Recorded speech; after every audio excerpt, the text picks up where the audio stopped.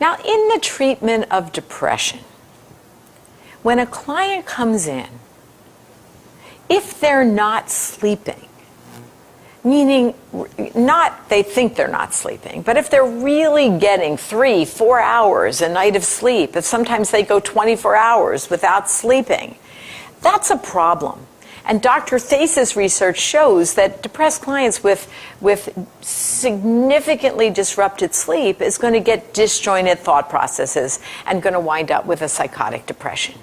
So it's really a problem if sleep is less than 6 hours a night for a consecutive period of time, which says, what's our priority in the depressed client? Well, interesting, addressing the sleep issue. We got to get them sleeping. And interestingly, in PTSD, the number one variable that predicts whether or not a person exposed to trauma is going to wind up with PTSD, the only variable that we know that predicts is not being able to sleep. So that's why taking care of that most basic need is essential. And we can take care of that need through sleep hygiene. And sometimes something as little as some sleep hygiene is all it takes to get people back on board. But typically when there is severe disrupted sleep, it needs a more invasive intervention. And that's where you might say that a medication consultation is warranted to get the person sleeping, because if they're not sleeping, their brain is not functioning, and you're not going to be able to do the work that you need to help them move towards recovery. Similarly, if they're not taking care of basic hygiene, we've got to address that issue. If they're not eating, their weight is plummeting, they're becoming anorexic, it's a life-threatening situation.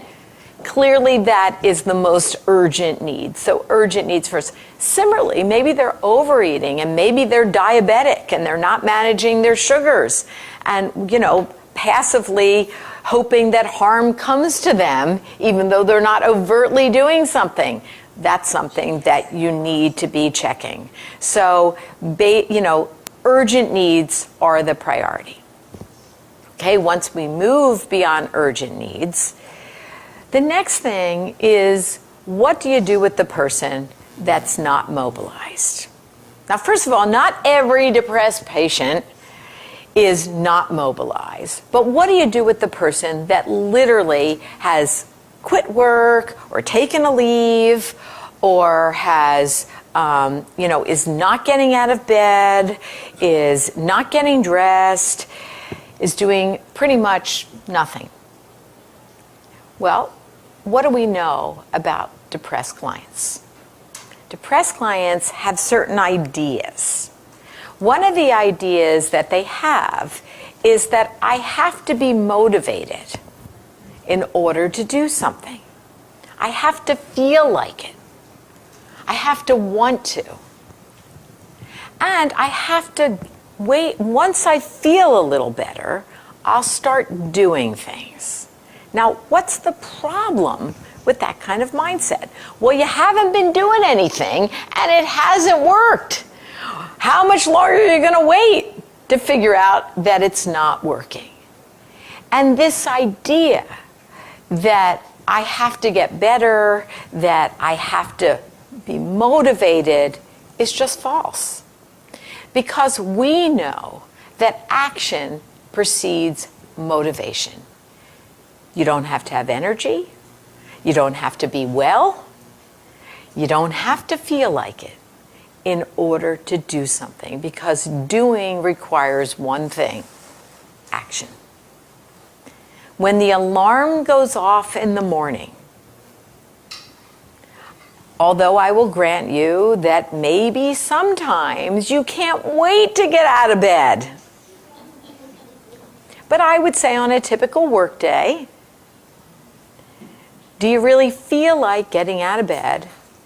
Do you really want to get out of bed when the alarm buzzes off? And many of you have driven long distances to come to this training.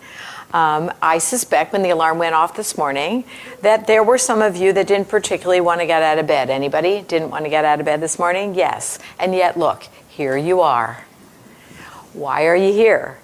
Because you turned off the alarm, you put your foot on the ground, and you got moving. And you went into the bathroom probably and started doing your morning routine. Once you start doing your morning routine, it's cruise control. So what we have to help depressed clients recognize is that action precedes motivation. And that the reality is that you don't have to feel like it. You don't have to have energy, and you don't have to be not depressed in order to do. And fortunately, if they're sitting in front of you in your office, then they've proven that case, because depressed patients didn't want to come in. They weren't all enthusiastically motivated to be sitting in front of you. So they prove the concept. Maybe some of you that do home visits, they still got out of bed and came into the room where you're interviewing them, and they're talking to you. Now, when it comes to mobilizing individuals, it's not always about lack of mobilization. It may be lack of balance. And that is, somebody might be all the time doing things for other or taking care of work responsibilities, but they're not doing anything for themselves. Or they're not doing anything in their day that gives them a sense of pleasure. Or maybe they are isolated from having any contact with other individuals. So when we are assessing for mobility in depressed clients, we are also assessing for social interaction. We are yes, assessing for, are they doing anything that gives them a sense of accomplishment or mastery, and are they doing anything that's giving them an opportunity for pleasure? Because I would suggest that in a dose of wellness, that we all need daily a dose of accomplishment and a dose of pleasure. And, think about ourselves. We're working people. If we're working people, the odds are that we get plenty dose of accomplishing, right? We do lots of things that give us a sense of accomplishment, that make us feel good about ourselves in that regard. But what about pleasure?